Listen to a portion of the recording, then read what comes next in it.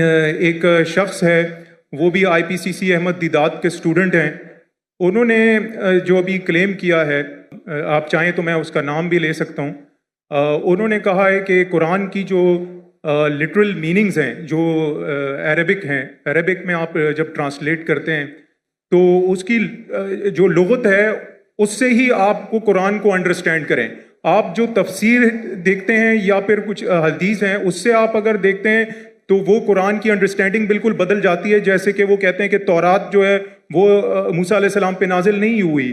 تو میرا کوشچن یہ ہے کہ پوری کی فاؤنڈیشن ہی جو ہے اس نے ڈسٹرب کر دی ہے، کہ جیسے اس نے کہا کہ مسجد اقصیٰ جو ہے وہ فلسطین نہیں ہے بلکہ وہ پیلسٹائن میں ہے.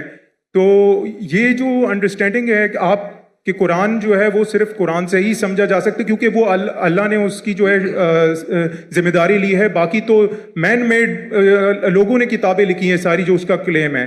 تو میری ریکویسٹ ہے کہ اگر آپ اس کو کلیئر کریں، اس انڈرسٹینڈنگ کو، کہ قرآن کو صرف اسی ٹرانسلیشن سے ہی سمجھا سکتا، کیونکہ اس کو قرآن نے وہ اللہ نے اس کی وہ لی ہے. تو اور ریکویسٹ ہے کہ سمجھ گیا بھائی، کب سے کھڑے ہوئے سمجھ گیا آپ سر. میں سمجھدار ہوں میں، اور کس کے بارے میں بات کرتے ہو بھی جانتا ہوں میں. جزاک اللہ. بھائی صاحب کا سوال ہے کہ ایک شخص ہے پاکستان میں جو دیدہ صاحب کا شاگرد کہلاتا ہے، اور وہ کہتا ہے کہ قرآن مجید کو لغوی معنی ٹرانسلیشن کیا ہے اس سے سمجھ آ جا، حدیث سے نہیں. قرآن میں کئی آیتیں اطیعوا اللہ اطیعوا رسول، اوبے کرو اللہ کو، اللہ کے رسول کو. کیسے اوبے کریں گے؟ اللہ کے رسول ابھی زندہ ہے نہیں، ان کی ٹیچنگ زندہ ہے جی. انتقال ہو چکا ہے، انشاءاللہ جنت فردوس میں ملیں گے انشاءاللہ. تو کس سے پوچھیں گے آج کی تاریخ میں؟ یہ اللہ کا تو کلام ہے نا، جی اطیعوا اللہ اطیعوا الرسول، obey Allah obey the messenger. کس سے پوچھیں گے؟ کدھر ہے حدیث ادھر پوچھو ان سے. سمپل ہے. کوئی بھی اگر قرآن کا بیسٹ کامنٹری قرآن خود ہے اور اللہ کے رسول کی حدیث، دو چیز، قرآن خود اور اللہ کے رسول کی، یہ بیسک ہے. Best is Quran it self. کئی جگہ قرآن میں دو جگہ ذکر رہتی تو commentary it is called it self. Number 2 اللہ کے رسول کی حدیث. اس کے بعد اینسلری، اور ہو سکتا ہے سائنس، ہو سکتا ہے ٹیکنالوجی، وہ بعد میں آئیں گا. دو بنیاد ہے اپنے شریعہ کی، قرآن اور حدیث.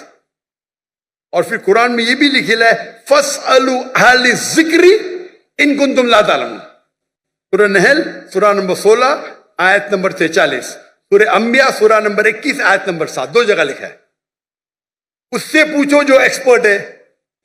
یعنی قرآن میں سارے پرابلم کا. ایک جن نے پوچھا کھانا کیسا پکانا لکھے ہے؟ میں بولا ہاں لکھے ہے. کیا لکھے ہے؟ کوک سے پوچھو نا، کوک ایکسپرٹ ہے نا. فَاسْأَلُوا أَهْلَ الذِّكْرِ إِن كُنتُمْ لَا تَعْلَمُونَ. وہ باورچی سے پوچھو، بتائیں کیسا کھانا بن گیا ہے. تو قرآن ٹیلی گرافک بک ہے، تو باورچی سے بھی پوچھ سکتے ہیں آپ اگر آپ کھانا پکانا جانتے، برابر نا جی. تو قرآن کے اندر گائیڈ لائنز دیے گئے. Best is Quran it self. Number 2 صحیح حدیث. اینسلری بھی ہو سکتا ہے، مثال کے طور پہ آپ ایکسپرٹ سے پوچھ رہے، آپ سائنس کا پوچھ رہے.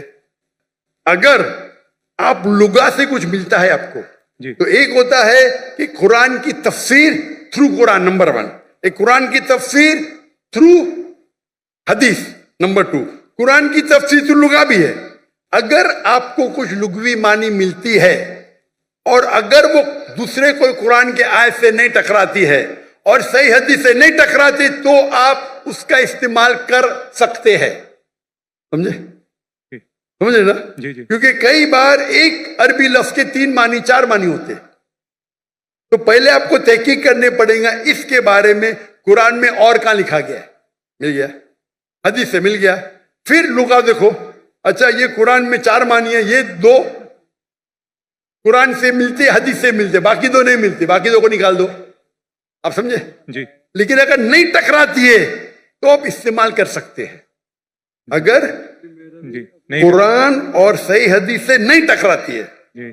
اگر آرڈر رہتا ہے، دیر از آرڈر. نمبر 1 از قرآن، پھر حدیث ہے، پھر بعد میں آپ کا لاجک ہے. لاجک اوپر نہیں آتا ہے، لاجک نیچے، عرف ہے، کسٹمز ہے. تو فقہ کے اندر اصول ہے.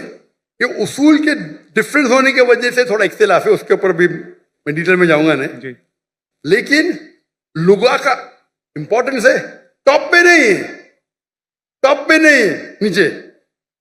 آپ سمجھے نا؟ جی جی اگر حدیث سے ثابت ہو گیا کہ یہ قرآن کے معنی یہ ہے تو حدیث ہے فائنل، بٹ صحیح حدیث ہونا چاہیے.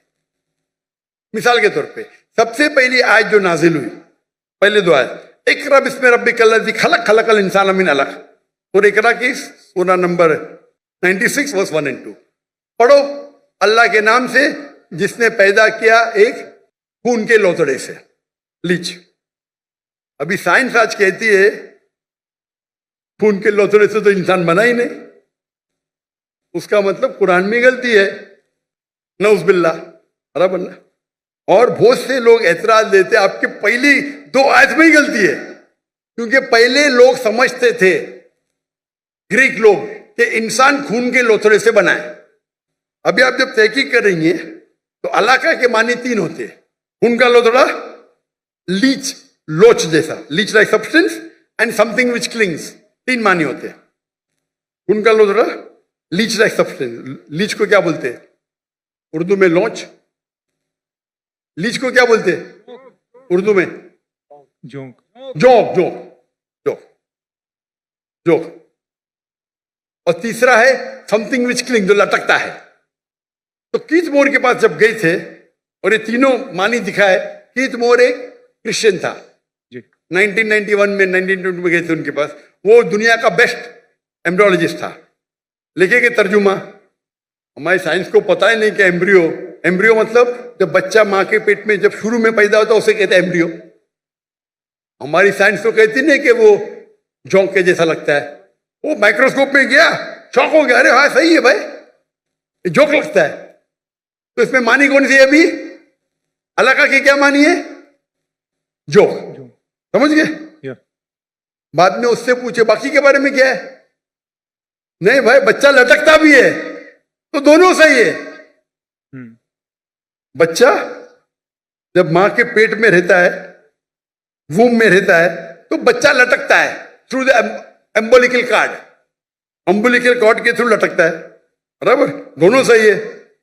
اور ریسرچ کرے پتا چلا کہ دکھنے کے اندر بچہ شروع میں خون کا لوترا دکھتا ہے، تو وہ بھی صحیح ہے. خون کے لوترے سے نہیں بنا، لیکن خون کے لوترے جیسا لگتا ہے. تو قرآن کی جو آیت ہے اقرا بسم ربک الذی خلق، خلق الانسان من علق، علاقہ کے معنی خون کا لوتڑا، جوک اور لٹکنا، تینوں صحیح ہے.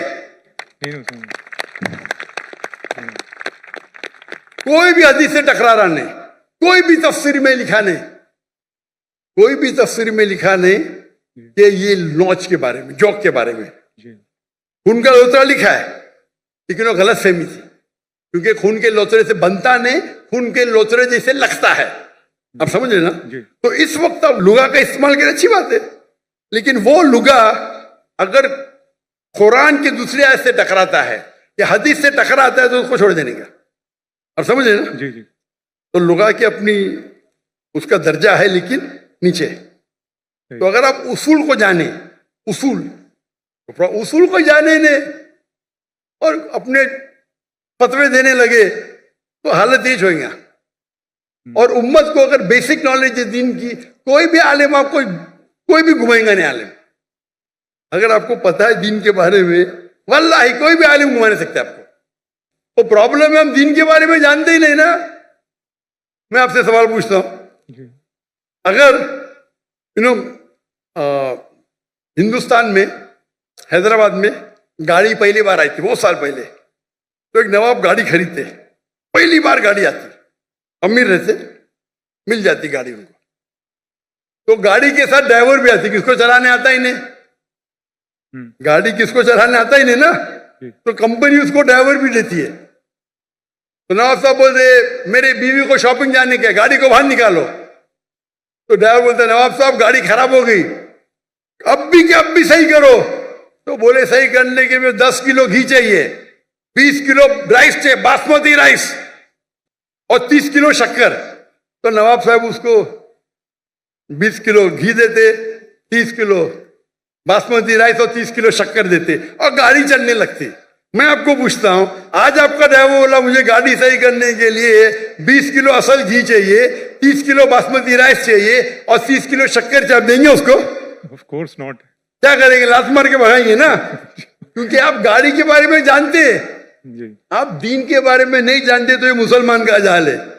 آپ دین کے بارے میں جان لیں گے تو کون آپ کو گھی نہیں پوچھے گا. آپ سمجھے نا؟ جی کل میرے بیٹے نے تقریر کی تھی اردو میں، کیا قرآن کو سمجھ کے پڑھنا ضروری ہے؟ جی. ہو سکتا ہے کہ یہ ایگزامپل انہیں دیا ہوگا کل کی تقریر میں. دی ہے دیے نا؟ ماشاء اللہ آپ تھے. جی. تو وہ پرابلم ہے. اگر کوئی ایک دم پیچیدہ سوال ہے فقہ کا تو جا کے پوچھو. یہ بیسک کیا پوچھنے کا؟ ہمارا فرض ہے. اگر کوئی فقہ کے بارے میں تو جاؤ مولانا کے پاس، اچھی بات ہے. یہ بیسک چیز کے بارے میں کیا آپ سمجھ رہے نا؟ جی. تو if you know the basic knowledge کو نا میں گھمائے گا نہیں. تو قرآن کو سمجھ کے پڑھو. الحمدللہ جہاں تکلیف آتی ہے نزول قرآن تو کیا عالم سے بات ضروری ہے، لیکن یہ بیسک کس طریقے سے قرآن و حدیث پہ عمل کرنا چاہیے تو ہر مسلمان اگر سیکھے. یہ ہمارے راہ نجات کی کتاب ہے، تو انشاءاللہ ہم اس دنیا میں سفل رہیں گے، آخرت میں بھی. جزاک اللہ.